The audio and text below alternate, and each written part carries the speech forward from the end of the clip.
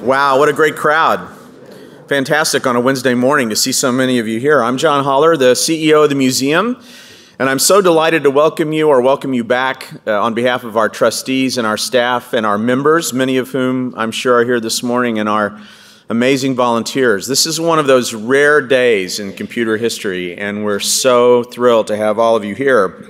Let me just say that if you're here, ordinarily you're hearing me talk a little bit about our Revolutionaries series, and that's in a bit of a hiatus now. We're going to resume Revolutionaries in September, but we have a number of programs coming up over the summer that are not revolutionaries but are also very interesting, like this. So I hope you'll check the website for that information.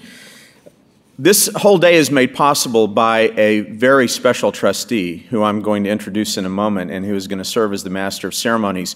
And he's also going to do something else that I need to do personally, which is to thank Autodesk for their very generous support of this event today. You're going to hear about Autodesk's role in a lot of what we'll be talking about and looking at this morning, and we're very grateful to have Autodesk do that. A couple of ways that you get involved. So you have these on your chair. It's a card, and you have a golf pencil. And that is a very analog way for you to ask questions, but we do want to hear from you. So as the morning rolls by, please get your questions down on these cards. We'll be coming through to collect those. You'll see our guys as they're coming through, and then you can hand your cards up, and that's how you get involved. Let me remind you, this is a two-part day. We have a morning panel. You're going to hear more about the details of that in a minute. Then we're going to have a lunch break. Lunch is on your own. Please visit the cafe downstairs. We're going to have a few snacks and some water and drinks out here. And then we'll reconvene in the afternoon promptly at 1:30. So please be back for that. You may be tempted to see the Babbage engine get cranked at 1 o'clock. That's okay. You've got a little bit of time to see that happen and then be back here at 1:30. Now let me introduce the man who's responsible for this today and who's going to serve as the Master of Ceremonies. You know, I think we're lucky at the Computer History Museum to have one of the best nonprofit boards in the country. They've built an amazing institution. They provide enormous support. They help in every possible way. And we have a trustee with us today, Michael Hawley, who is one of the biggest helpers of the entire prospect of putting programming together at the museum. Mike had a brilliant career at the MIT Media Lab. He joined our board 3 years ago. He's been responsible for initiating a number of programs here on stage and in this auditorium. He's the architect and ringmaster of a wonderful conference that happens every year at this time, which is the EG conference down in Monterey. We're actually benefiting from the fact that EG is taking place because some of the people you're seeing today are on their way down there with him. Jonathan Knowles, Michael Wright, Brendan Foley have all been EG participants. Mike was instrumental in putting that band back together and getting this day together for you. Please join me in welcoming Mike Hawley. And the division of the day, I want to just put a tiny bit of color on. In the morning, you've got the artifact and a little bit of history, courtesy of Michael and Nick. And in the afternoon, you have more of the exploration of the modern site. Both are absolutely fantastic, filled with ideas and filled with interest, and I think you're going to like it a lot. I want to very quickly ask Jonathan Knowles to come up here, and while he's finding his way to the stage, I'll just mention that this strikes me as a real renaissance time for Autodesk. I was blown away. They've acquired Pier 9 in San Francisco, filled it with every kind of magical contraption and gizmo you can think of, biotech research, 3D printing, and lo and behold, it turns out they've developed a fantastic interest in marine exploration of all sorts, using every kind of innovative technology they can bring to bear. So Jonathan, why don't you come up and tell us about your involvement here with this day and with the museum and everything else. Thank you, Michael. Thanks. So this is great to see so many people here today. I'm sure all of you have heard of that product that Autodesk created over 30 years ago called AutoCAD, right? Of course, everyone walks up to us and says, oh, you work for AutoCAD. Well, it's 30 plus years later, and now we make hundreds of products, and as Michael said, we're involved in lots of different things, including recent efforts into Autodesk's maritime research and development. And we're working with Brendan and other people like him to explore, to find out what's next in the world of design and engineering. And that's why it's such a great fit, actually, for us to be here today with Michael and talking about the Antikythera Mechanism. What a fabulous thing it is. You might see us, by the way, out on the bay and other places. Autodesk now has a couple boats. Who would have thought? Big software company like us, but we do, a dive team. We're very active with all that. And how appropriate that we are here when we consider that ancient Greece was the cradle of technological civilization 2,000 years ago. How wonderful that we are here in this valley, the current cradle of technology and civilization. I think we can all agree that. And specifically here at the Computer History Museum, which connects our technology past to our technology future. This is not new to Autodesk, actually. So in 1791, the HMS Pandora, which was the ship that the British had sent to pick up the bounty prisoners on HMS Bounty, Captain, right, the mutiny on the Bounty, Captain Bligh, all that. And they sent him off, they picked up 17 of the prisoners and then started to bring them back, and they hit something in the Great Barrier Reef and sunk and lost the prisoners and all the crew. And that ship was found in 1977, and an archaeological expedition was sent out there in 1983, about the time that computer-aided design started to get going. And this is a picture from that particular expedition. And they used that it was 1984 by the time they got out there. It was the 1984 version of AutoCAD to actually do the digital work on that site. And these are the actual screenshots from that technology all those years ago. Pretty fabulous stuff. Well, this afternoon, in the afternoon session, after you hear from Brendan, you're going to hear from a wonderfully brilliant woman, Tatiana, who's going to share with you some of the fascinating things going on today with regards to this. We have just finished working with U.S. Navy and the National Park Service to do a reality capture of the USS Arizona in Pearl Harbor. Using LiDAR and sonar and photogrammetry software, we're able to capture things, capture reality, and preserve it digitally. And because it's the models, we can do some real interesting things. For example, right here, this is a Coke bottle that's been sitting at the bottom of Pearl Harbor since 1941. Because it's the data that we've also captured here, we were able to 3D print that Coke bottle. More interesting, though, than that, this next image you're going to see, this is a cooking pot from the galley of the USS Arizona, which we 3D printed and put into the hands of one of the survivors who was on board the ship when the ship sunk. And he just started to weep, of course, because he was now able to connect with something like that.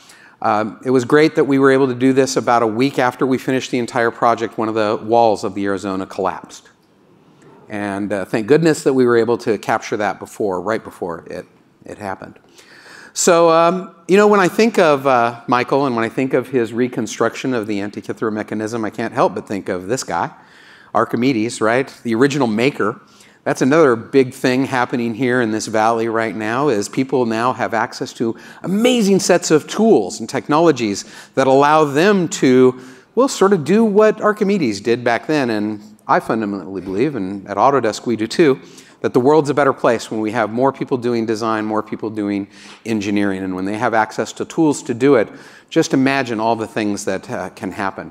I hope that some of you will go out after this today and do something, well, like these folks here. There's a site called Instructables that walks you through how to make things. And there's a little company called OpenROV that lets you, for about $800, get the bits to make your own underwater ROV and actually start doing archaeology, doing science, doing engineering in the water yourself. There's no excuse for you to not be doing this, or maybe for some of your family members to get them involved in doing this. So with that, why don't we turn things back over to Michael Hawley, and let's go back to ancient Greece for a little while. Sound good? Okay, is that a clicker? There we go.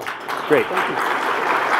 Can I have my picture, please? I think they're switching the computer feed. What I thought I would do is take 6 or 7 minutes and just give us all a framework so we're on the same page. And I will tell you in advance, I'm going to get a lot of bits of this story wrong and distorted and warped, but the folks who are here can spend the rest of the day straightening it out for you. There's Antikythera. It's that little fly-speck island, or as I've learned this morning, Antikythera, from the Greeks. It's south of Kythera. Kythera is there a laser pointer on this? There is somewhere. Kythera is here, Antikythera is there. It's a small volcanic island in the Aegean with steep coastal shelves, a miserable place to be, just a few sheep and annoying people. And the story goes something like this. In 1900, a Greek vessel filled with sponge divers anchored off Antikythera. A fellow went down and he came up, he was delirious. He'd seen arms and legs and body parts. And the captain figured, well, this knucklehead has been out in the sun too long, he's drank too much ouzo, send somebody sober down. And so they did, and by sending people down, this is what they were wearing at the time. And this is what they found. It wasn't body parts, it was bits and pieces of statues.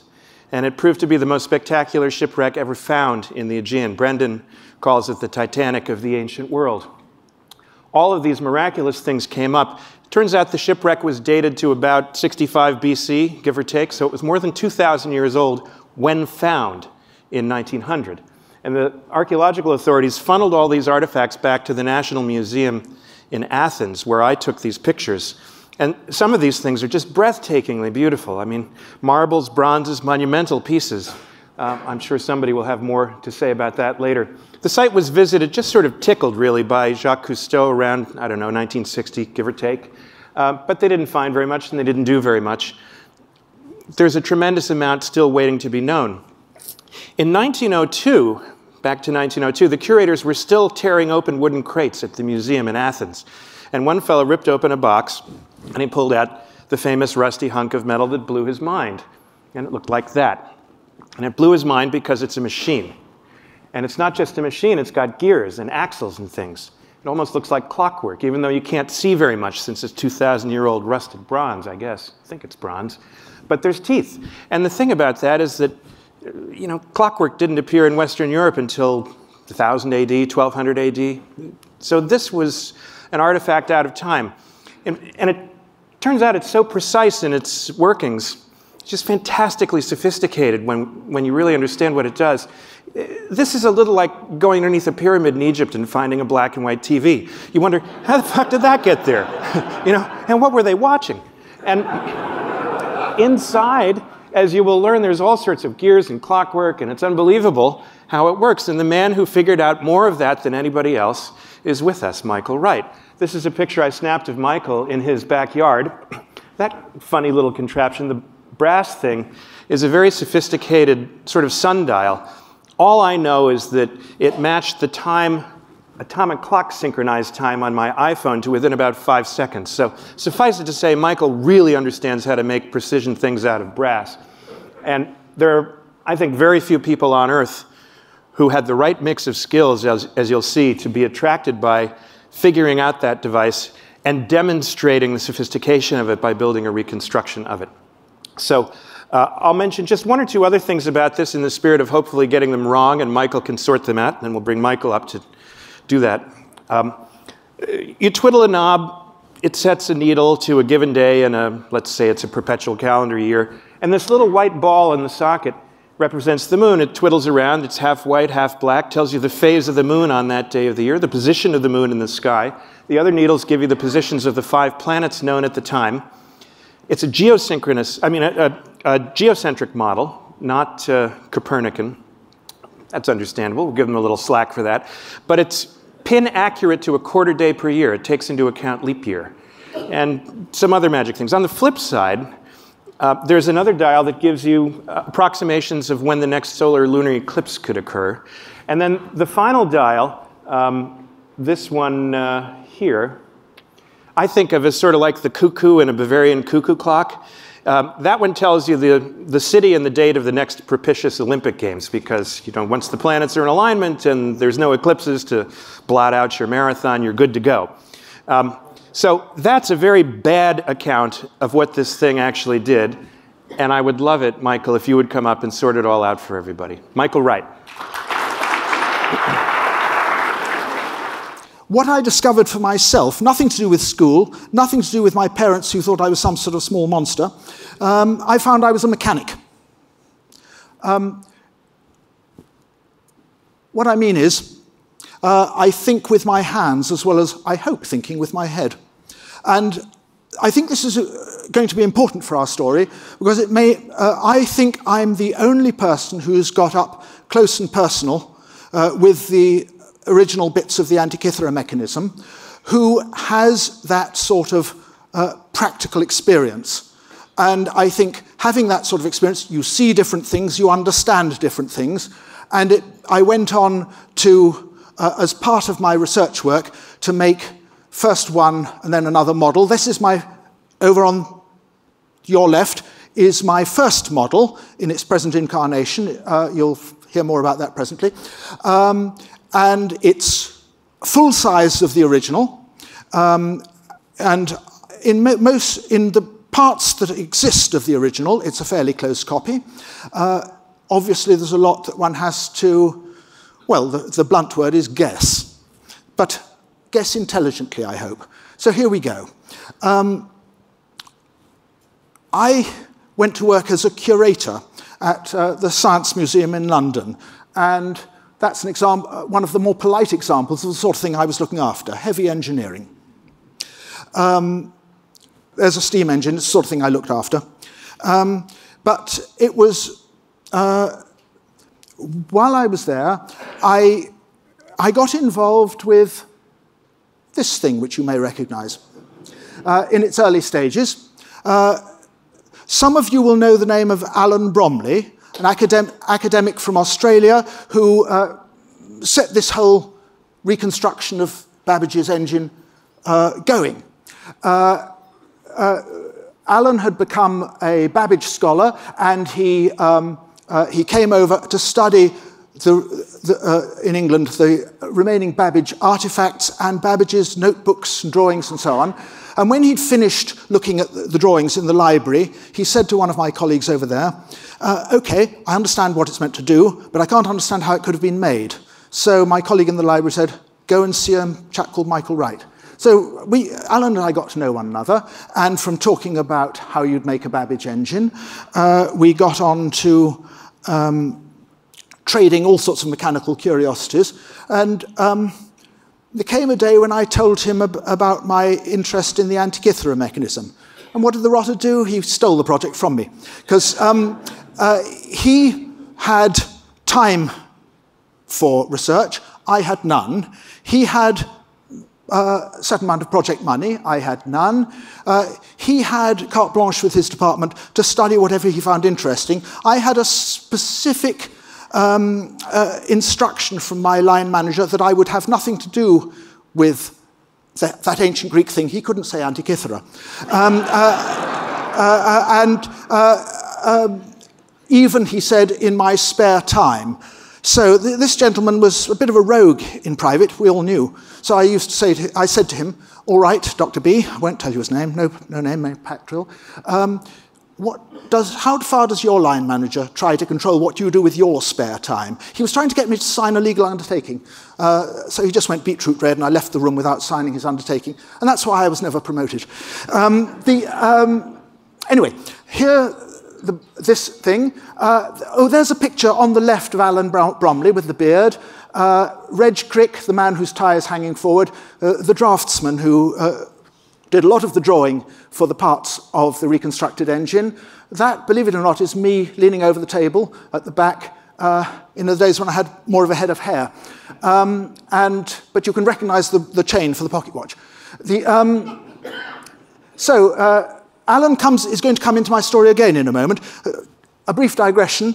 I wonder how many people recognize this part of the difference engine, and I wonder whether, for your example, this component, any of them, has given you a bit of trouble.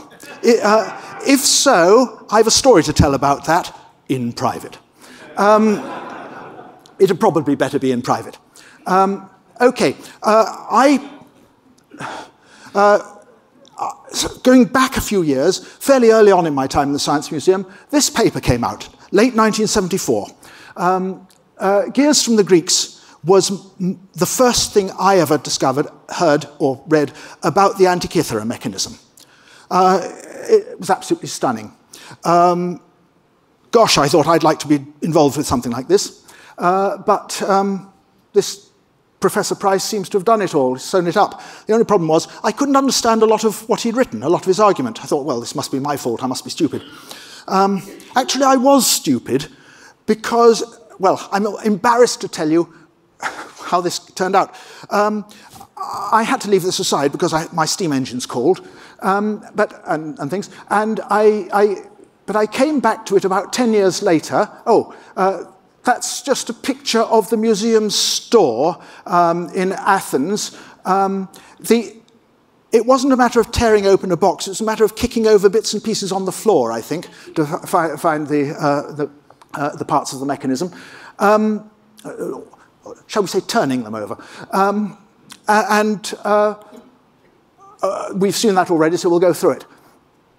I want to talk about this. We're talking about where the mechanism came from. All I'll add to what Mike said, if I can do this, is on my map, here is Antikythera, there's Crete, there's the Peloponnese. This corner of the Peloponnese is Cape Malea. Ancient sailors had a saying, which has come down to us, if I can do it, Maleas de Campsas epilathouton oikidi.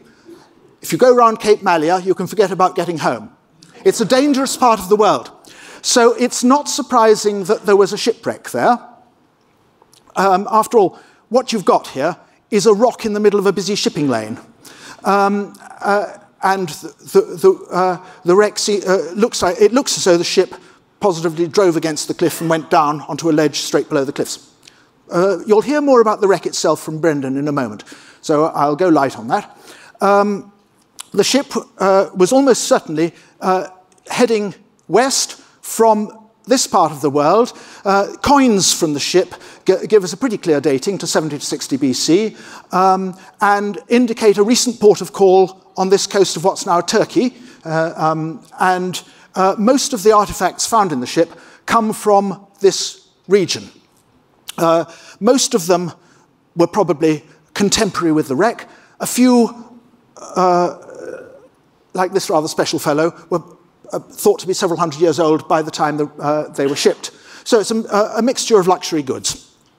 And the puzzling thing that I'm here to talk about is part of that luxury cargo. Don't let anyone persuade you that because it was on a ship, it had to be a navigational instrument. There is no way of using this thing for navigation. Let's hit that one on the head.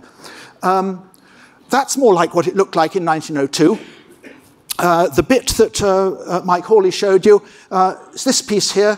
You can just about recognize the profile. You can see a lot less of the detail, but you can see some bits that were missing by the time Mike Hawley's photograph was taken, particularly some woodwork, which is part of why the box for mine is the strange shape it is. I've taken account of that.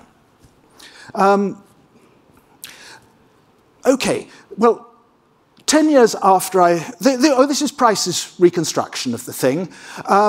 What we have is a wooden box with a bronze gadget inside it. I mean, the wooden box frames it. A bronze dial front and back. On the front dial, 2 rings. The inner one is the zodiac, divided into 360 degrees.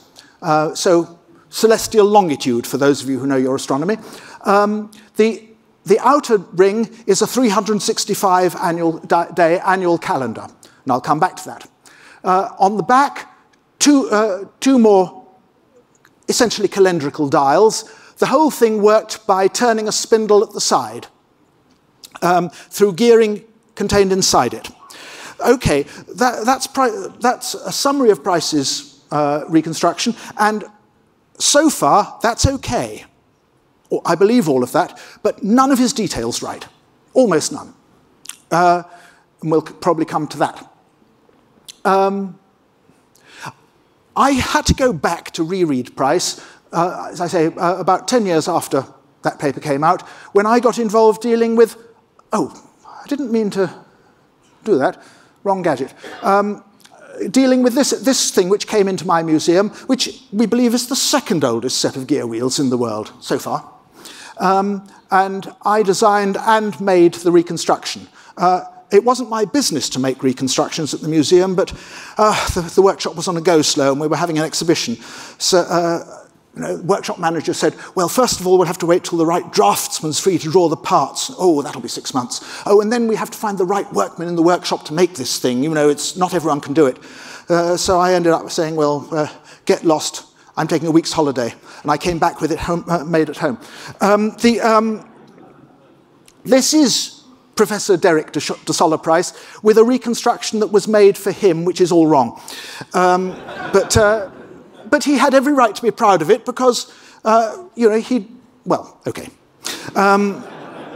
it was a stage. I met Price when I was working on that other gadget. He actually came to see it and me and my colleague who was working on it with me. My colleague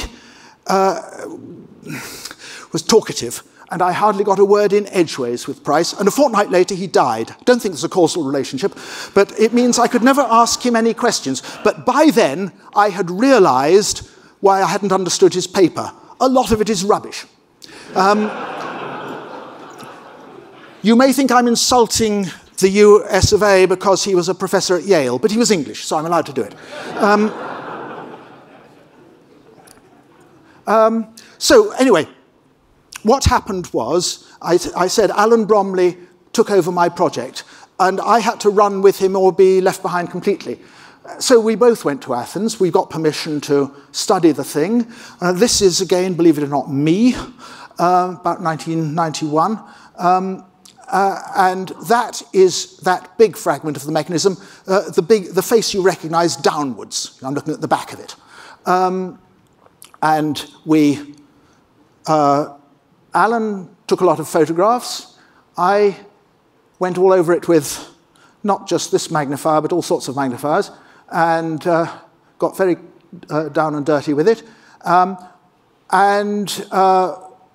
measured it using a homemade measuring jig.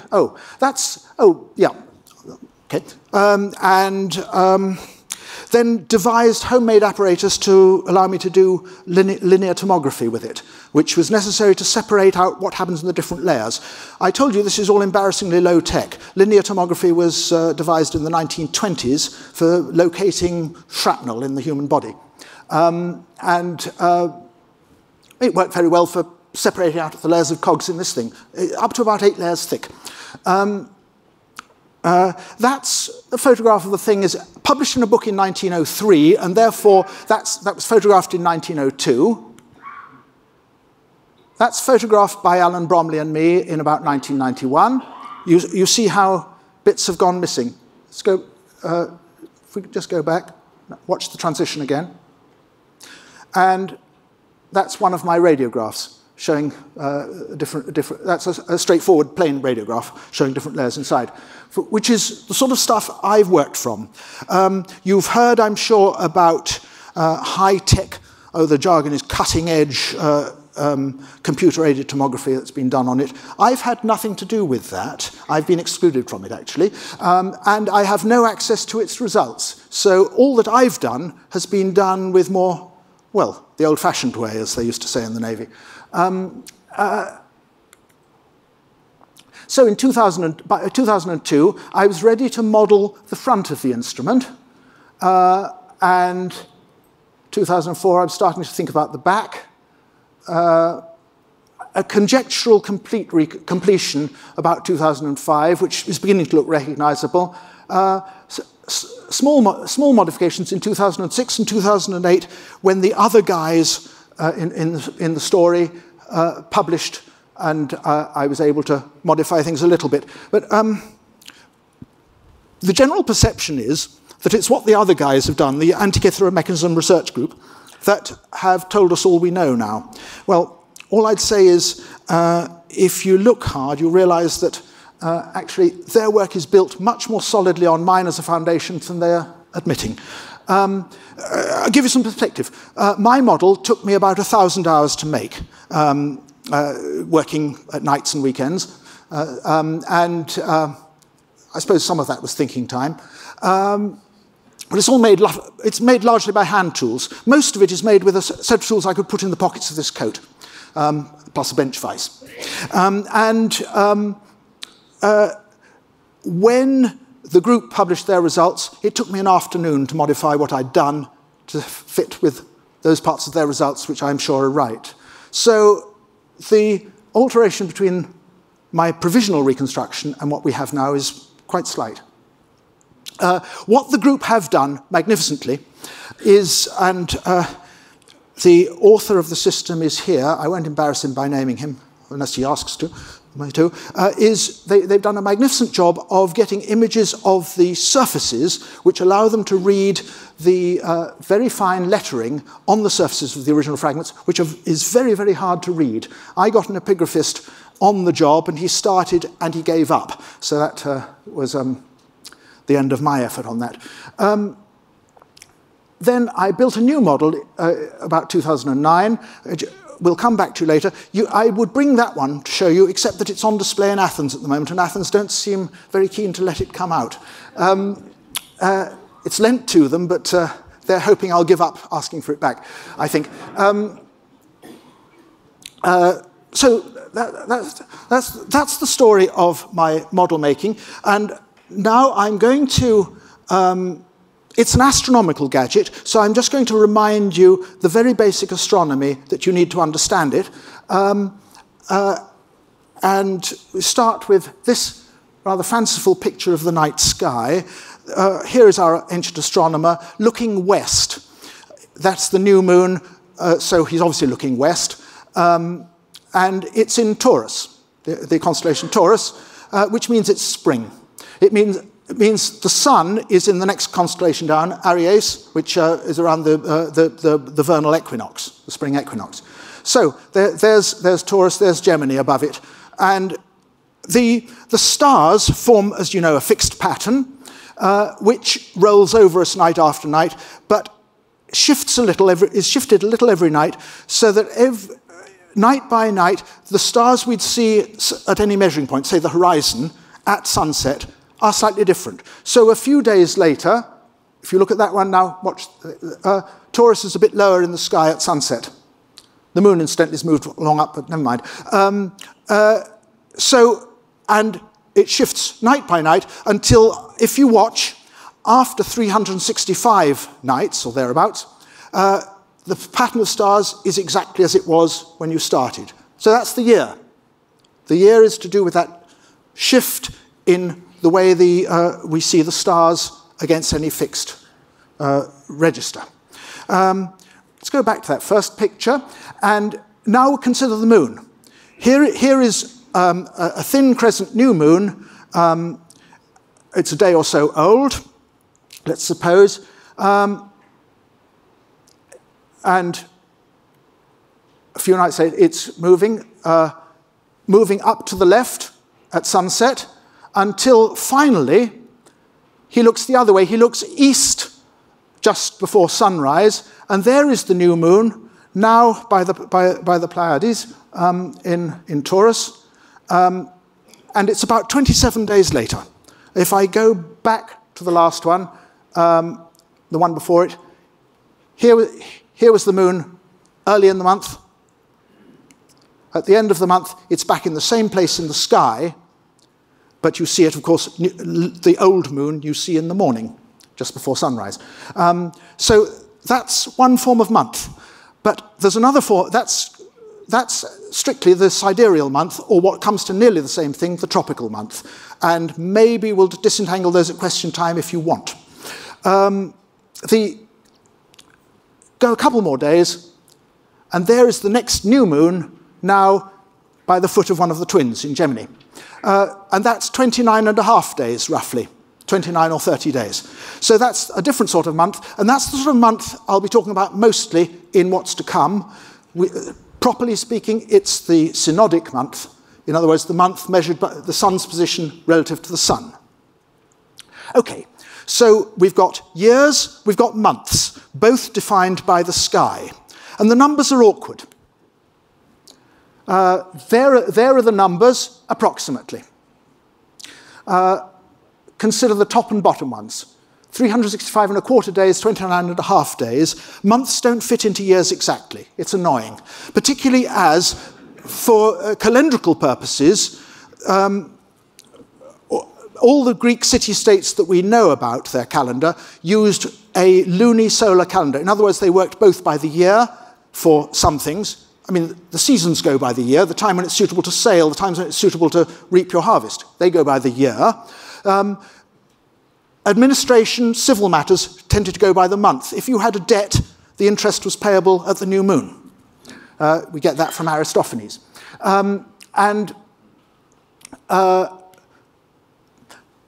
But there's no subtlety in this astronomy at all. You see, it's just a matter of observing what happens in the sky and keeping a note and counting. Now, this is a thing that particularly the Babylonians were really good at in Mesopotamia. And they kept their records on tablets of clay, like this one. This one happens to tell the story of the flood, but never mind. It's an illustration of the sort of thing, and it shows the sort of size of these clay tablets. They're handy size. But they kept astronomical records from a very early date, and fairly thorough ones, and they were really interested in counting. Babylonian astronomy is, it's that one again. Babylonian astronomy is really, they had no concept of kinematic motion, of what was going on in the sky, but they were interested in numbers, timing of events. So we get this thing which we know by a Greek name, the Metonic period relation, but it existed in Babylonia beforehand. If you multiply up, you find not those approximate figures, but if you actually count, 19 years contain very, very closely 235 months. It's synodic months. That's a very useful period relation, as we call it, years to months. And the other one is really, it follows directly from it. That 19 years, there are 254 tropical months, to the same approximation. It's good to say, well, it won't get, the position of the moon, according to this thing, won't go wrong by as much as 1 degree in over 500 years. It's good. So, now we're ready to go to the instrument. Okay, that was the astronomical interlude. The first one. Here's the back of the instrument, and I'm starting with the back because we know more about it, really, than we do about the front. It's less badly wrecked. The top, as I say, there are two calendrical dials. The top dial is absolutely a straightforward calendar. Straight away, each of these divisions is a month. A synodic month. They're all named. They go round in 5 turns on the spiral from there to there. There are 235 of them, 19 years. The beginnings of the years are marked. Now, because there are about 29 and a half days in a month, in your calendar, each month has to have either 29 or 30 days. Because if you multiply that up by 12, you don't get as much as a month, as a year. You get about 354 days. Some years have to have a 13th month. This array gives you a plan for which month is a full one, which one is what they call a hollow one, with only 29 days, and it tells you here which day of the month is to be left out, keep things as even as possible. It also tells you which years should have that 13th month. So this is, as I say, a straightforward calendar scheme. The little dial here, this is the one which people have remarked on because it has the different Greek Panhellenic games. I don't know whether it's clear enough to read, perhaps don't know whether it's my photography, or I think it's more my photography than my engraving that's at fault, that you can't really read that says Olympia. But the different Greek games happened either on a 2-year or on a 4-year cycle. So on a dial with a pointer going around once in 4 years, you can put them all in. People have remarked on this as being an odd one out. It's, shall we say, social, not astronomical, but I disagree. I'll come to a very good astronomical reason why you should have such a 4-year counter here. And anyway, it's a useful reality check, because everybody knew which games there would be any particular year. So it's a very quick way of checking you've set the thing to the correct year. The other little dial on the other side is conjectural. Amongst the inscriptions, we have a note concerning the 76-year cycle. But on the bits that survive, we don't have any indication of it. Well, this part of the dial and any gearing that might have been behind it is missing. So conjecturally, the 76-year cycle, 4 times the 19-year cycle, has to be there somewhere, and this is the best place to put it. So that's where I've put it. It has two significances. One is, if you remember the numbers, everyone knew a year was 365 and a quarter days, roughly. If in 19 years, therefore, you've got an untidy number of days, something plus 3/4, by multiplying the whole lot by 4, you had a period relation with 76 years, however many months it is, 4 times 235, who's quicker than I am, and a whole number of days. Very satisfying. The other purpose of this period relation, we call this the calypic cycle, is that calypic cycles got used for things like astronomical chronology in much the way we would use a century. It's a 76-year interval, so you can talk about the first, second, third calypic cycle from when they started in 330 BC. So that's that dial, wholly calendrical. Let's back to the full back and zoom in. We're going to zoom in on the lower back dial, and this depends on another period relation, which was found out in Babylonia and then came to the Mediterranean. Don't be frightened of the name. Actually, that's a modern name, well, given it by the 18th century astronomer Edmund Halley. Never mind. He made a mistake. It's a Babylonian word, but it doesn't mean what he thought it meant. The significance is this. If you observe an eclipse and you note exactly the style of the eclipse, how full was it, which way was occultation, and so on, you can be pretty sure that 223 months later, there will be just the same style of eclipse, only it'll be about 1/3 of a day later. You see there's this 1/3 of a day built into this cycle. So after 223 months and 1/3 of a day, the pattern repeats. I won't go into what these other quantities are, but these are what make the eclipse cycle work. We can talk about them at question time if you're interested, but I'm not aware you really came for an astronomy lesson. I'll just mention that you will come across this anomalistic thing later. You have to. You've got to have it. So we go to the lower back dial, and here is a scale of 223 months set out in 4 turns. But the only entries on that are where we can expect an eclipse in the pattern. And it tells you whether it's an eclipse of the moon or sun in that month, or both, and it tells you what time of day to expect it.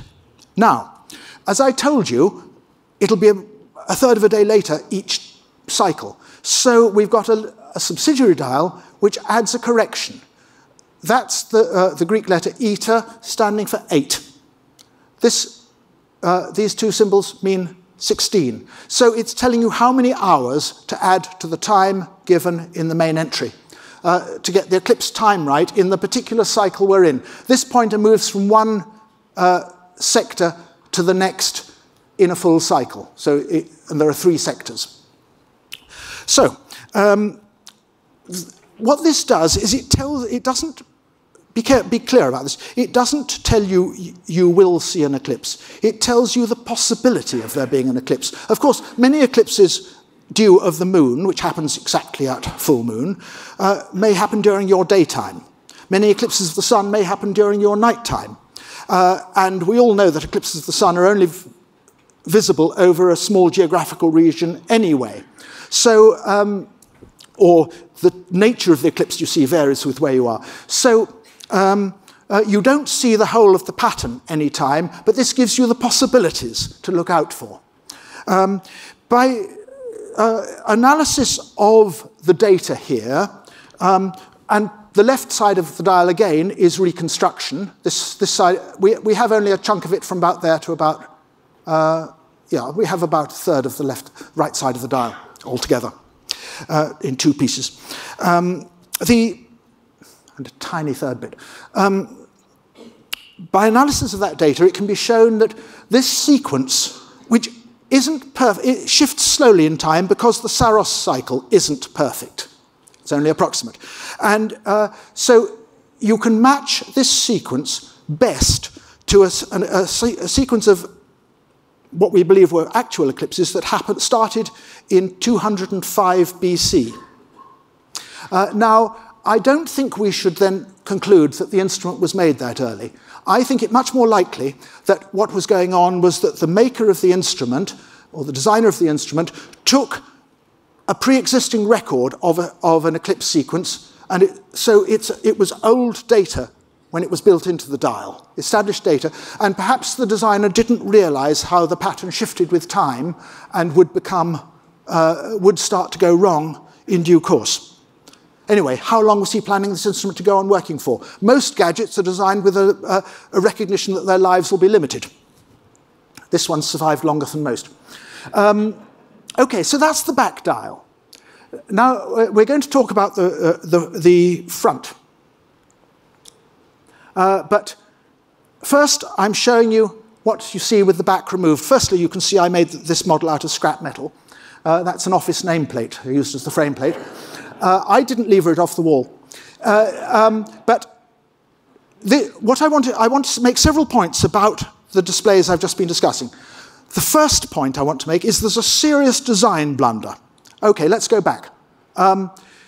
When there's a sort of slidey thing, whether it's the hole pointer or not is another matter, which is engaged with a traveler that travels in the slot, so that as time goes on, the slider tells you which turn of the scale to look at. In each case here, my slider is indicating that you look at the, well, here this part of the scale, here this one. Sorry, I can't hold it steady enough. The next to last one. Now, if you wind on carelessly and come to the end of the slot where it stops being a sort of spiral, and it's not a true spiral, it's a set of semicircles, by the way. And if you go on winding, you'll have a smash. I did it within about 5 minutes of setting up this display. It's easily done because you tend to be looking at the front as you turn the knob, and then suddenly you've caused trouble. So that's a serious design blunder in my view. Second thing I was going to say about it is the astronomy is not subtle. I've tried to show you it's absolutely almost bonehead simple. It's a matter of watching the sky, counting, recording events. The third thing is the gearing that drives those pointers is, once you've got gearing at all, which seems to be a Hellenistic invention, from somewhere around 300 BC as far as we can judge. Once you've got gearing, this is absolutely straightforward too. The gearing to drive those pointers. So there's nothing subtle about the astronomy. There's nothing, which is essentially Babylonian. There's nothing subtle about the mechanization of it. I'm not trying to drag the instrument down, but I am trying to provide an antidote to some of the hype that you'll see in print, which suggests this was an amazingly sophisticated device, perfect in its conception and execution, and just unbelievable. Nonsense. You'd better believe it because it's there. And if you find it incredible, then you need to adjust your set. So far, it's actually quite unsubtle. Just wonderful that we have evidence that this sort of thing was done at the time. Now we'll go to talk about the front, and I'm going to talk about a bit you can see here, which, although it's embedded in the back, has to do with the front. We at least have enough of the front dial to know what it looked like. Here's a photograph of it, again from my model, because it's easier to understand. The inner ring for the zodiac, divided into degrees. The outer ring for an annual calendar. Now this is, so you can think of it as a sort of flat projection. Think about the inner ring as a flat projection of a celestial sphere. The outer ring is for a calendar that we call the Egyptian calendar of exactly 365 days in every year. This was a very good calendar for astronomical purposes because it's utterly predictable. There's no fiddling about, is this a leap year or not, because they didn't have leap years. The leap year was, as far as we know, first formally introduced in Julius Caesar's calendar reform sometime after the Antikythera ship sank. But what they knew perfectly well was that the year was about 365 and a quarter days long.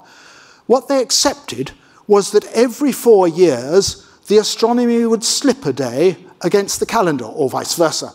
In other words, the equinoxes and the solstices would happen a day later in their calendar.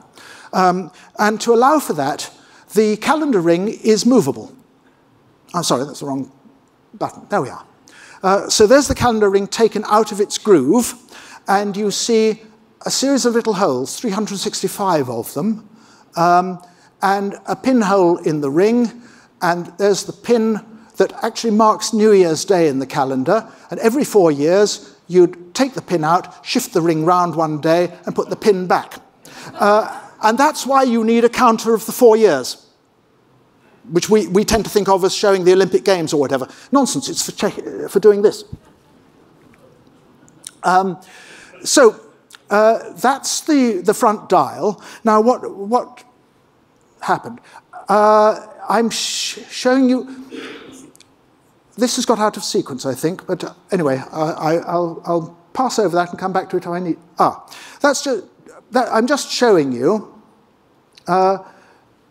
why I tend to illustrate things with pictures of my model, because the original really isn't very easy to understand. That's the view I was studying on the table in the earlier slide, and very puzzling it is. But we're going to be talking about a bit that's just here. These wheels are sort of broken in half, like somebody sharing a set of biscuits. The stuff is absolutely terrifying to handle. When I first went there, the fashion in those days was to wear cotton gloves. So I got my gloves out, and the curator said, "Mr. Wright, thank you for thinking of bringing gloves, but take them off again, please. Less of it will come off on your bare skin." It's like handling very heavy, dark green, flaky pastry.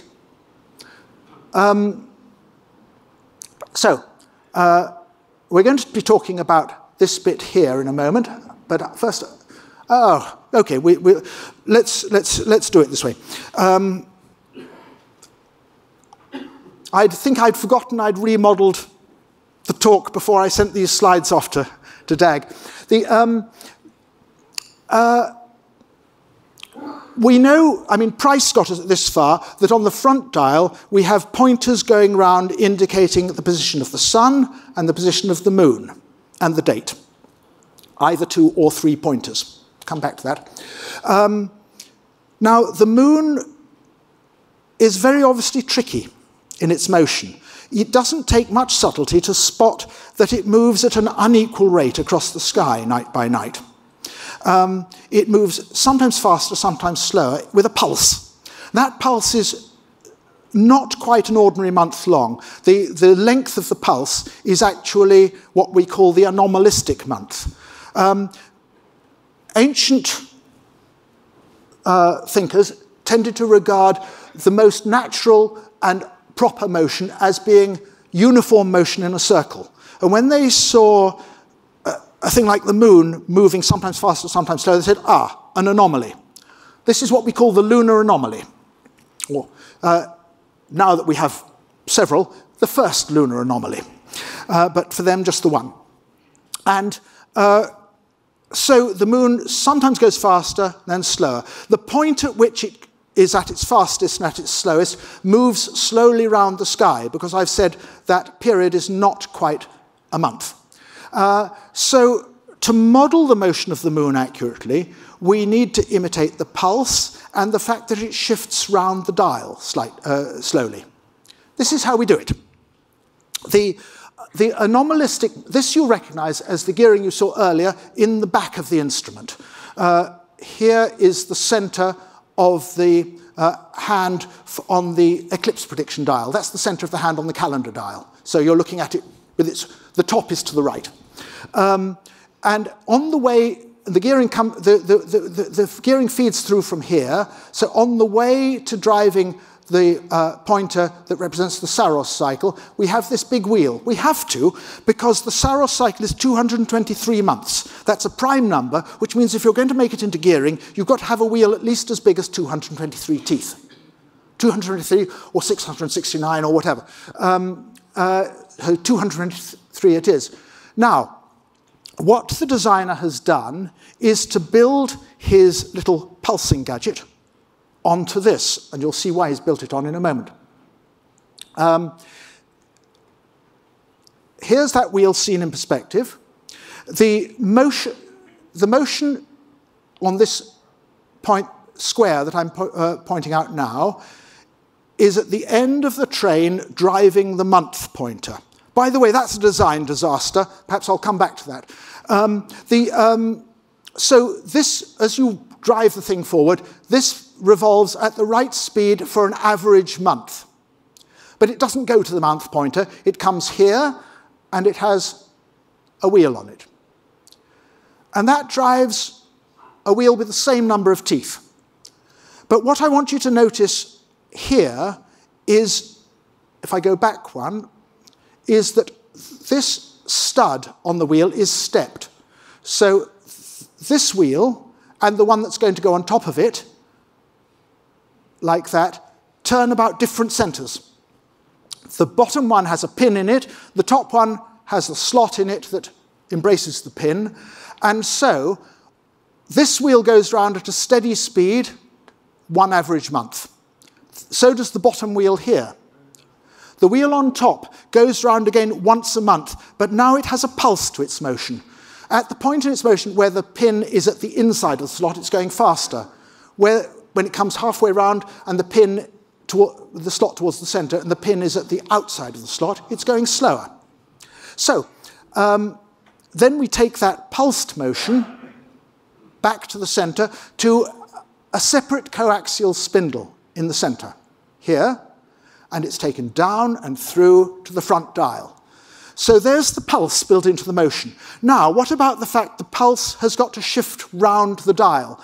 Well, that's why it's all built onto the... Oh, that brace just holds it all together. Now you recognize the assembly. This wheel it's devised so that wheel goes round in the box at the right speed for the anomaly shifting round the front dial. That is quite subtle work. And this is an interesting piece of design, and so far, quite a good one. So let's look at the front dial with just the sun and moon pointers. And it rather looks as I've put tissue paper in there, but it was done through some rather primitive photo retouching system, which is all I could do. Low tech, as I said. So here's the moon pointer. That's the place of the moon in the sky. Here's the sun pointer. This little black and white bead shows the phase of the moon. It's simply working on the relative motion between the two. It's utterly independent of everything else inside the box. It purely works on a pair of gears hidden under this dome, which you can think of as representing the Earth at the center of the Greek universe, the Greek cosmos. Oh, one other thing here. We have to show the date, so this could be an extension to the sun pointer, except I believe that the sun also has a pulsing motion. It's less exaggerated than that of the moon. It's slower. It's better organized. It doesn't shift around the dial. Not as far as ancient astronomy was concerned anyway. But if we build that pulsing motion in as I have, we have to have a separate pointer without the pulse, for showing the day of the year. There is another way, another scheme for doing that, which you may have seen in print. There are people who believe that this dial was unequally divided to allow for that solar anomaly. Well, I don't believe it was. They haven't got enough of the dial to be quite sure that their evidence shows what they say it shows.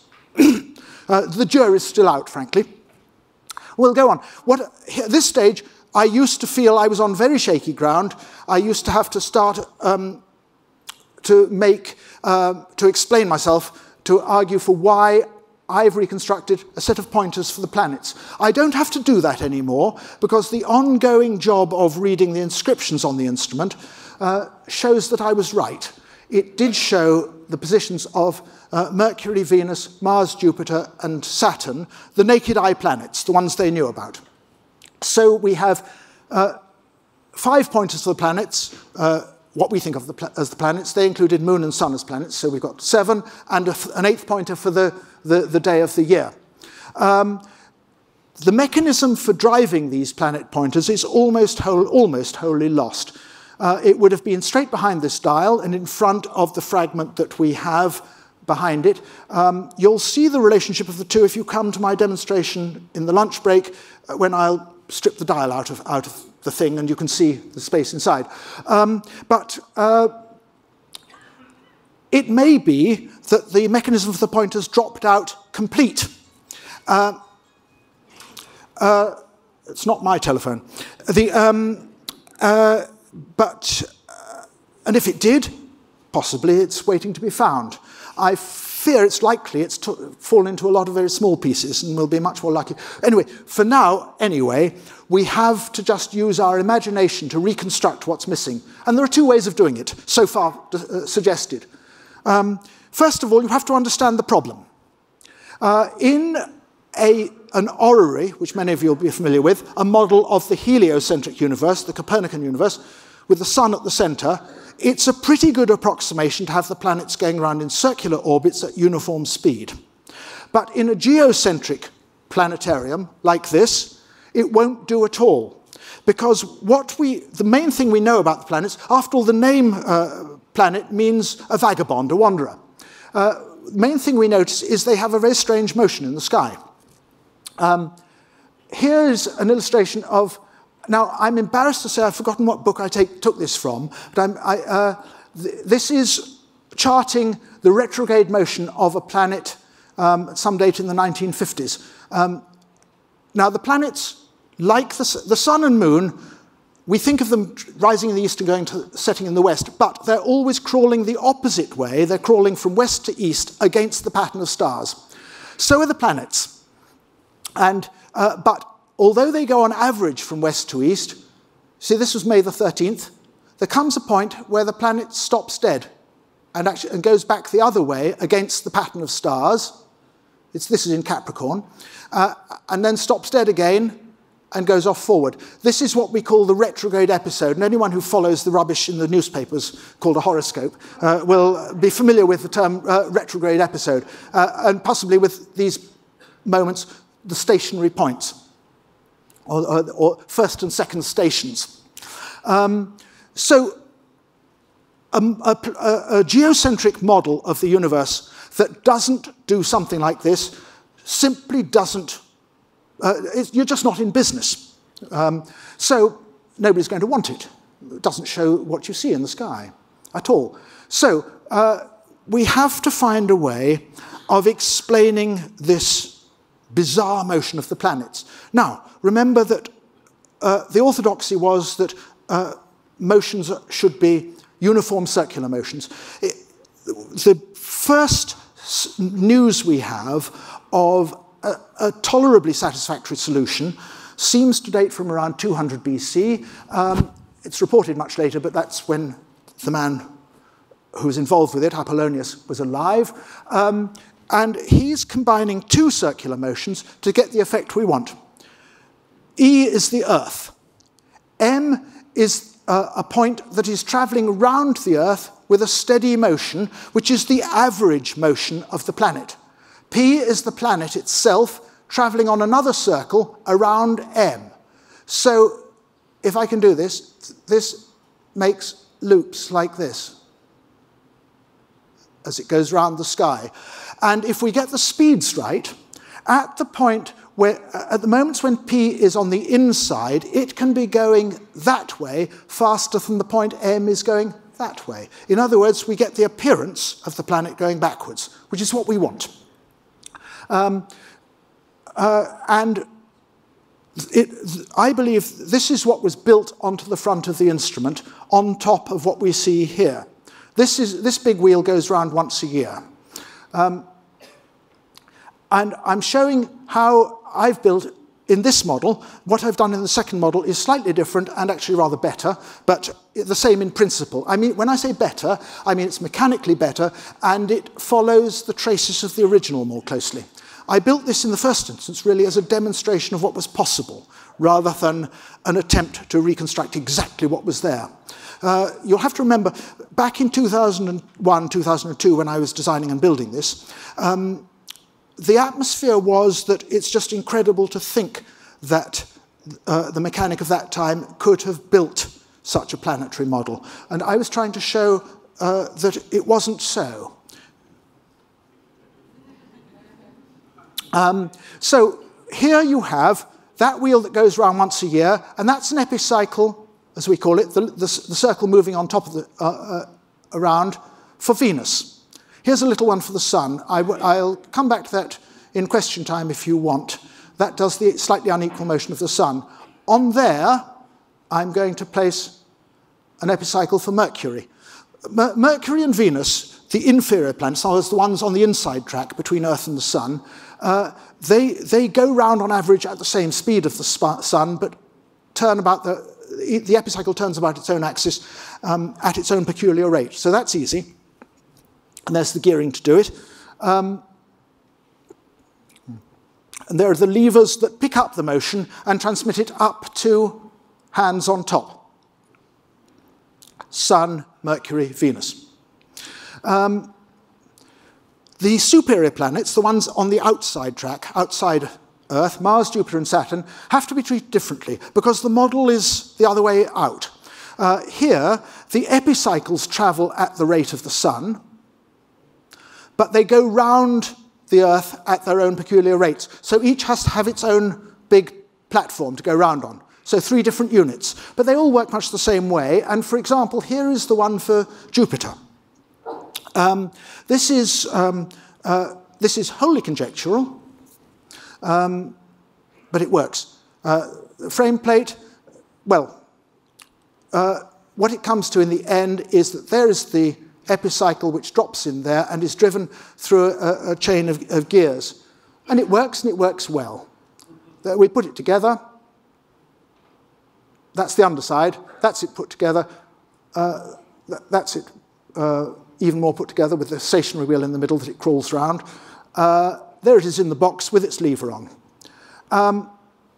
If you built it all up without the box, you get a monster that looks like this, like a sort of multi-tiered mechanical wedding cake.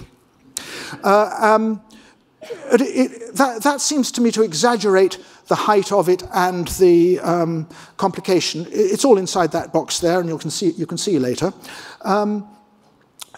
More recently, I did this back in 2001, 2002. 10 years later, somebody came up with another way of doing the planets, which involves fewer moving parts, building on there. 2 sets of people came up with the idea simultaneously, and to be fair-minded, I've taken illustrations from both of their papers, without permission, but never mind. You won't tell on me. Now, this is quite an ingenious way of getting nearly the same effect. It's a development of that thing I showed you for the lunar anomaly with the pin and slot mechanism. Here we have a big thing that rotates at the rate of the Sun. What the pin and slot mechanism does is it subtracts a motion for these wheels which go through and carry the pointers. So the motion of the once-a-year motion of the Sun is subtracted by these wheels at a varying rate. And the point where the pin is at the middle of the slot and that motion is fastest, the subtraction is so great that it makes the driven wheel in the middle go backwards. So it achieves a retrograde effect. The difference between theirs and mine is this, that's a scheme of it. Simply the same thing. They've done the inferior planets. Both lots suggest doing the inferior planets really the same way that I did, because it's the least complicated for the inferior planets. Now, the difference is this, that with I chose to complicate my model to show what was possible and to show that by using compound gear trains, which I can fit into my sort of reconstruction, you can get very, very good period relations for the planets indeed. They're all as good as that period relation for the moon that I mentioned earlier. In other words, all my planets, their mean position doesn't go wrong by as much as a degree in over 500 years. And frankly, though I say it myself, that's impressive. The other method of doing it obliges you not to use compound gear trains, but to use simple gear pairs. And you have to accept much less good approximations for the motion. And particularly, the motion for Venus is absolutely rotten. But the latest news is this. The ongoing reading of inscriptions, this is a thing which Alexander Jones very kindly told me ahead of publication. He's read the name of the planet Venus, tis Aphrodite, and the number 462. So what? What it shows is we're dealing with, again, as before, with Babylonian ratios, which go back very long time, and therefore, because they've taken over a very long period, they can be very good. Don't worry, Mike, I'm nearly at an end.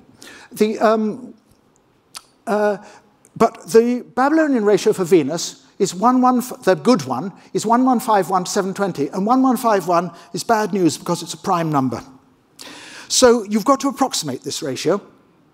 And approximating it, this is in the latest paper that I've published, approximating it by means available to the Hellenistic mathematician, the best approximation you can come with is 462, that number again, to 289, and 289 is 17 squared. So we have numbers that can factorize and can be mechanized in a compound gear train. Not in simple gear pairs, but in a compound train. The simple gear pairs have to rely on this very poor approximation, 8 to 5. And that's embarrassing, actually, because it means that only after a couple of years, your Venus is going to be in the wrong place. In fact, this approximation is good enough to satisfy my criterion. It's still at least as good as the approximation for the position of the moon. Good to less than 1 degree in 500 years. And with all the Babylonian numbers, you can do the same thing. If you have one planet with a compound gear train, the probability is you have all of them with compound gear trains. It may be that further reading of the inscriptions will throw up other numbers which will either prove or disprove this point. So I'm telling you really the latest thing, as far as I'm concerned. And the wonderful thing is that these Babylonian ratios can be fitted into compound gear trains, which can be put straight into my model instead of the gear wheels I have, with no other redesign than to just change the gear wheels. So I think I've come as near to the truth with this as present information allows. And with that view of my slightly cleaner model now on display in Athens, I'll stop. You have a short movie? Oh, have I time? Mike's kindly allowed me 3 minutes to show a little video. If we could have it, please. Now, this was made by a friend of mine for an exhibition in Florence. So the captions, you're starting with what you know. This is that fragment A. So his captions are both Italian and English. He made this at the same time that I was making that second model, and I gave him the data as they came available. So it represents pretty closely what's inside my second model. It's like a sort of reversed explosion. Here is the gear train leading from the sun to the moon. There's the gearing for the back wheel. I haven't explained why the gearing for the sun and moon is a disaster, but maybe that'll come up later. So there's the gearing for the back dial all coming together now. I love the way the little cotters fly into place. Upper back dial, lower back dial. Top is to the left in this case. Now you see the conjectural reconstruction of the planetary motion coming in. Planetary motion plus that pulsed motion, the solar anomaly. Those are the inferior planets. Here comes the sandwich for Mars. Now Jupiter, exactly the same pattern, only with different numbers of teeth and different geometry for the epicycle. And the same again for Saturn.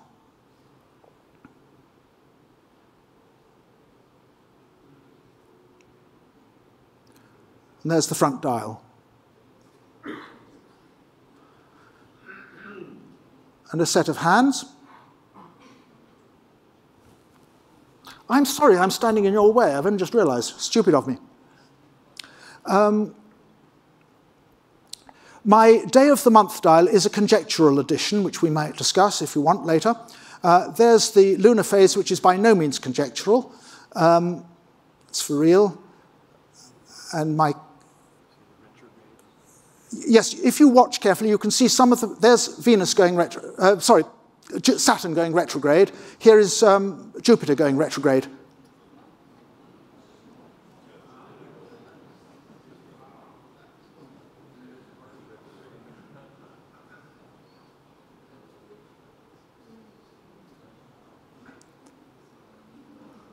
And that's what you would see on my model if you could only turn the knob at a steady rate. I think my friend who made this animation is cleverer than I, really.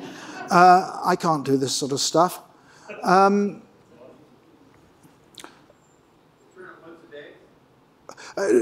one turn of the knob is something like 72 to 73 days. It's very odd. Okay, unbelievable. Thank you. Come up. Okay, stop that. Now we're scrambling to save time. What I'm going to propose is that we not do the questions. There's only half a dozen, and you can ask them of Michael during the break. Nick, if you would please come up. Nick Alexopoulos is an emeritus professor in computer science and electrical engineering from UC Irvine with a broad fascination with all things ancient, scientific, and technological. And he's got about, I think, 20 minutes of discussion to give you a broader context for where this and other machines came from. So Nick, all yours. Thank you. This is, and then moving forward. Okay. Thank you. How did it all begin? Well, because of the 20 minutes, I will be very quick, but I will cover at least 20,000 years. Always, the simple folk, like the sponge divers, are in simple clothes, and the government officials, of course, take all the credit at the end of the day, at the top. And I wanted to just demonstrate, this is from the National Museum of Athens. It's a book, and it has this picture. And I want to challenge you to think about, what do you see? I see pure technology. Some of you will say, well, I see technology right there. Some of you will say, I see art. And part of the mix is that the word technology comes from the ancient or modern Greek word technologia, techni and logos, where the meaning actually is, I make useful things with logic analysis with aesthetic value. So, in a nutshell, this is amazing technology as well. Because imagine the science or engineering of metallurgy to do such a kind of a statue. And I'll get back to this later. But how did it all begin? And I will take a little digression. It all started this morning for all of us when we got up and get ready to come here. We went through a very simple routine. We do this every day. We ate breakfast, we got ready, we got dressed. Maybe because we have become a little bit robotic, we had to touch our cell phone, see who sent us a message. We sent messages, we looked at pictures, etc. We got in the car, maybe we used GPS, and we came here. What a beautiful routine. We go through this every day for different goals. In this routine, we touch a huge number of objects, things. We touch them consciously, subconsciously. It's our life. We never think how those were made. Who amongst you is honest enough to tell me that one day you looked at your fork and you said, who is the engineer back then who figured out how to make this fork? Now, what about the engineer who made an assembly line to make millions of these so they're affordable and cheap? When you dial a number to call on your cell phone, do you ever think, how is this happening? What's in that little thing, the cell phone?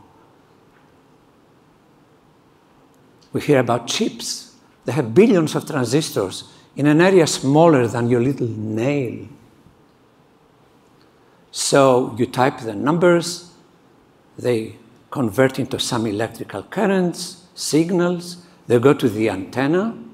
There the current piles up, bubbles out into a wave, electromagnetic wave, which spreads in space with the speed of light. It touches millions of cell phones, but it's only yours that receives that number. Magic. You never think about engineers. They're always in the background. You don't know that every working engineer creates 7 to 10 non-engineering, well-paying jobs. It is the economy, because all the things you see, you use, go through some simple or extremely sophisticated engineering. We say we are the most powerful country in the world. What do we mean by that? We mean we have the best weapons. Who makes those? It's all engineers. What am I trying to say? We never worry about our future. We're ahead of everyone. So did my ancestors. What you saw is only one device that we were fortunate enough to find. Otherwise, we would believe what I first heard when I came to this country, 1959, as a 17-year-old at the University of Michigan. Ancient Greeks had philosophy, had theater, blah, blah, art, architecture. No technology, no gears. How do you respond if you have no proof? So that's the proof. The other thing they never thought is they were so superior that they would exist forever. Yet, what you see in the Roman shipwreck is a standard process of the destruction of the ancient Greek civilization, which took several centuries, and it was obliterated. And therefore, we had to rediscover all this technology, the science, the mathematics, and so on. Can it happen to us? How do we store our knowledge? If what happened to them happens to us, it will take at least 10,000 years to recover what we know today. Think about that. So, I will very quick. Technology always defines our ages. We start with Stone Age, we go Bronze Age. Today, it's the Information Age. Now, I will say very few things, and please don't misunderstand me. I don't want to insult anyone, but I will start a little bit with religion, ancient Greek religion, the way I understand it. They believed in one God, known and unknown. It always has a duality. Known because of everything they see.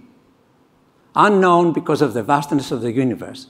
And of course, they didn't have all the devices we have today to study the cosmos. They also believed this is one entity is powerful, the most powerful. But it cannot only be good. Because if it's so powerful and only good, how does it allow evil to happen? Earthquakes in Nepal, for example, or people killing one another. So therefore, that entity is both good and evil. Then they humanize that entity for all the human faults and goods we see. And they have layers of gods in their pantheon. And the Olympian gods each represents an entity of this one, known and unknown.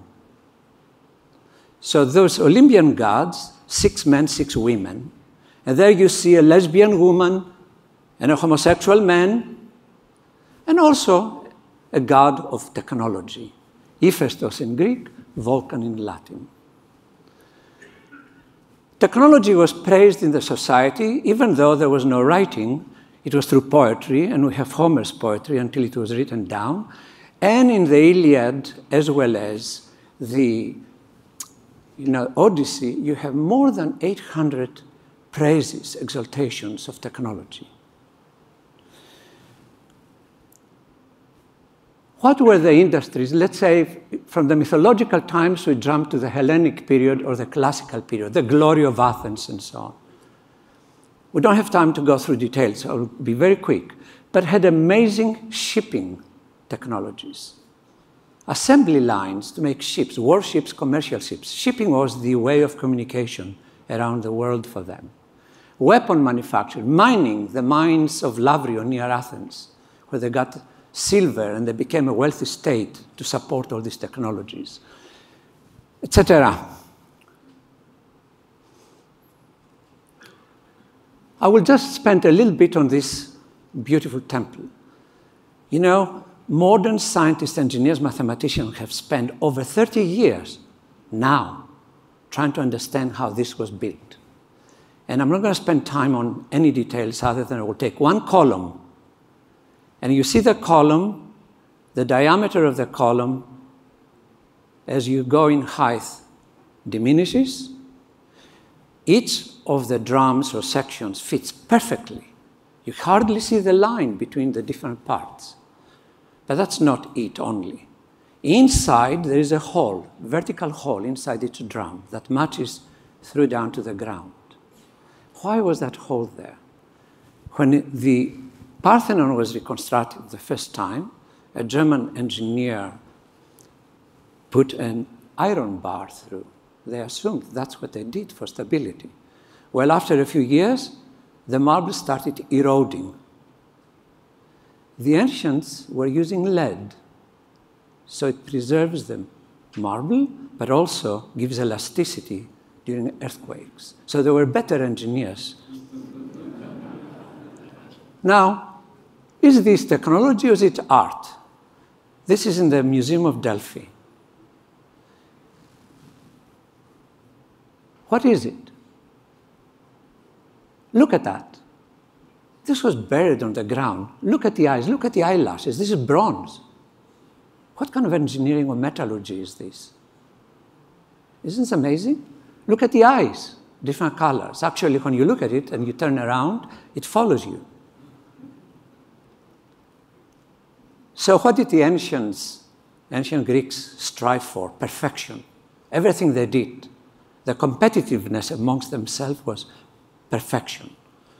And if you read through their scholarly works, you can find a way of explaining that, and I derived a simple equation. Excellence plus harmony. Excellence is easier than harmony, because harmony means not only within yourself, but also with other people. So that's why perfection is not reachable in reality.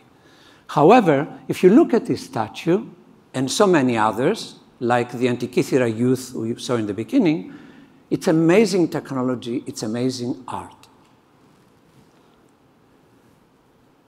Now, we lost so much because of all the distractions. We were systematic. I'll go through them very quickly, and I can answer questions later. We didn't know anything about this man. Where is Cyrene? Well, he was mentioned in one of Plato's dialogues. The title is the Theaetetus. Theaetetus was an ancient Athenian mathematician who was fantastic, but there is nothing left of his work other than what we found from others. Theodorus was a mathematician in Cyrene, Kyrene, in the called Pentapolis, the 5 Greek cities. Did you know that today's Benghazi was a Greek city called Phereniki? You don't. That's what I mean by everything had been destroyed and buried. There, you see ancient Greek ruins. It was one of the first religious uprisings against pagans, Greeks, that destroyed this, and Romans rebuilt the temple. Now, Theodorus did amazing work, apparently, the little that we have being able to understand, on studying irrational numbers. And he studied them in a way that I can explain later through geometry, but look at that. This is a book in 1993 by an American professor of mathematics. Imagine, 2,500 years later, people are studying the mathematics of Theodorus. So what have we lost? These are the continuous equations of Theodorus. I have given this here, the spiral of Theodorus and the spiral of Archimedes, because I'll come back to the spiral of Archimedes later. Now, we go to the Hellenistic period very quickly. It starts when Alexander the Great died. To 415 AD, it's a very critical year, because the first woman scientist mathematician was murdered by Christian monks, chopped up and burned, because she was still a pagan. Ptolemy was one of Alexander's generals. He took over Egypt and brought his body there and buried it, and still don't know exactly where. But he was amazing in terms of creating an amazing empire eventually, the Alexandrian Empire, but also because he created the Library and Museum of Alexandria, which I refer to as the first research university in the history of mankind. And I spelled here the word museum in the Greek way, but then how did he do it? He invited Demetrius of Phaleron, a known man, who was the governor of Athens for 10 years. He was a student in the Aristotelian way of thinking, and he is the one who was the intellectual founder of the museum and the Royal Library. And this is presumably what he looks like. Phaleron is a suburb of Athens by the sea. Now, I will go through this because we don't have time. These are full lectures by themselves. In the Library of Alexandria, we have the development of amazing science, mathematics, astronomy, technology, and medicine. I will not touch medicine, but the first anatomy was done in Alexandria. The first examination of the brain was in Alexandria. The first understanding of the women body was done in Alexandria, because the first time that human beings started anatomy, meaning to touch and open up human beings to understand how we function. The Ctesibios were studying pneumatics, and that is the combination of fluid mechanics and air pressure. He created an amazing musical organ, and who would believe it? He was the son of a barber, and here's the organ, a reconstruction, where you needed somebody to pump air, and the musician was playing the valves. The musical organ has pumps, pistons, intake valves, inverted cisterns, and pressure chambers, etc. It had what we have in cars today. Later on, I can read to you an analysis of this by a very famous professor of mechanical engineering and fluid mechanics, if we have time later, not in this part of the talk. Here is a proof that this was actually done. And this is in a museum in northern Greece, a musical organ from 150 BC. And I hope somebody like Michael takes this up to really do a thorough analysis of the mechanical parts and the brilliance of this machine. Now, I had given lectures on this topic more than 10 years ago. There were audiences of this size. People were encouraging me to write a book, but somebody saved me. I was beginning to write a book. This is a book written by an Italian professor of mathematics and philology, The Forgotten Revolution, How Science Was Born in 300 BC and Why It Had to Be Reborn. It's an amazing book where he systematically shows the science and technology that disappeared because of religious fanaticism. Here's another book, the Archimedes Codex. I will spend a few minutes with this. The authors are Reviel Nedge is a professor at Stanford of archaeology and mathematics, the ancient mathematics. So, what is this? This was a prayer book, a Christian prayer book. Somebody saw in Constantinople, today's Istanbul, 1000 AD. But he noticed that under the Christian prayers, there was something else written in ancient Greek. That book disappeared from Istanbul, today's name. Then it was seen in a monastery in Lebanon. Then it disappeared from Lebanon. Then it was found in the possession of a French family who actually sold it in an auction in New York about 16 or so years ago, anonymously, to an American. He bought it, he gave it to a museum in Baltimore. And the funds to analyze it with three-dimensional imaging to see what is written under the Christian prayers. And under the Christian prayers is one of Archimedes' original works. Under a prayer to the dead, there is the definition of science, exactly the definition we use today. And then proving that he was the inventor of integral calculus, that he established probability, because he was studying how many particles of sand are there in the universe. And he was a phenomenal engineer, incredible engineer. And his mathematics was incredibly sophisticated for the time. So we have now modern proofs of these things, because when the ancient Greek world was destroyed, how would people write? What they did is they took ancient Greek texts, which were using vellum, animal skin, which was invented in Pergamum, today's Bodrum in Turkey, and they erased the ancient texts and wrote Christian prayers. If the writing was this way, they erased it and they wrote the vertical way. Fortunately, we found this, just like the mechanism. Hopefully, we'll find a lot more evidence of the sophistication of that society. And remember, they never thought that they would be destroyed. Think about that.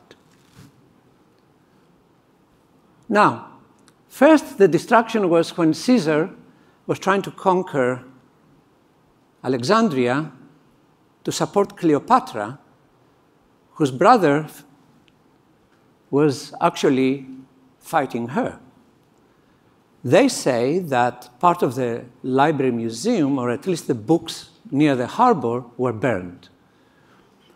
But Emperor Theodosius ordered everything pagan destroyed. Libraries were burned, temples were destroyed. That's why you see statues without arms or noses. It was a superiority over the pagans, the ancient Greeks. This is by modern Greeks who became Christian, or other Christians. Then Emperor Justinian closed Plato's Academy. Imagine, it was functioning for 8 centuries. Also, Theodosius stopped the Olympic Games. Then the Arab conquest finished everything off. And there is this discussion. The general who took over Alexandria sent a message to his boss, what shall he do with whatever books he found in the libraries? And that was the argument. And I was burn them. They're useless. Now, there is also an argument between these two authors. One is an Egyptian, and he argues, oh, this didn't happen. Yes, Arab sources are telling us, Muslim sources are telling us that this happened by Arabs. But these sources are a few centuries later than the event. Whereas the Italian, Luciano Canfora, is arguing that it was not Caesar that destroyed the library first, because another historian, Strabo, was there 2 centuries later and was describing the library. Now, this is the first woman scientist, mathematician, who, in the fanaticism of the Christian world, in some ways, when I look back, it is Rome's fault, because there's amazing persecution against the early Christians. You remember that? So when Christians became large in numbers, they dished it back. And it was really vicious. Anyway, she was still teaching the ancient Greek way, not through Christianity. And she had students who were Christians, Jews, as well as pagans. Imagine it took all these centuries to have another woman scientist. In between, intelligent women were burnt on the stake. Imagine that a movie was made in Spain a few years ago about her. And imagine that the church in Spain managed to make sure it is not shown in Spain. Now, what was she saying to be killed? To know one religion is not to know that one. Wow. Superstition consists of one thing: faith to one religion to the exclusion of others. To know one philosophy is to know none. To rule by fettering the mind through fear of punishment in another world is just as base as the use of force.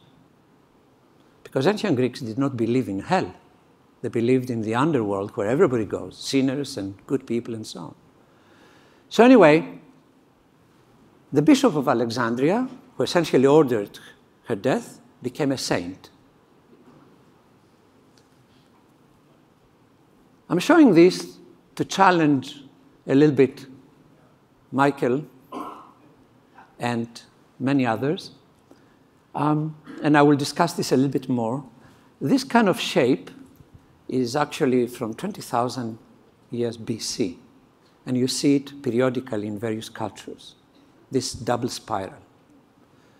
And it has to do with the calendar, how primitive people were counting months and a season and a full year. Well, a young engineer by the name Senghua Yun derived the equations exactly for the calendar that Michael showed us. These are Archimedean spirals, and these are the equations to reproduce those spirals. It may have nothing to do with the actual calendar of the mechanism, but I thought I would throw it there for fun. I'm done. Thank you.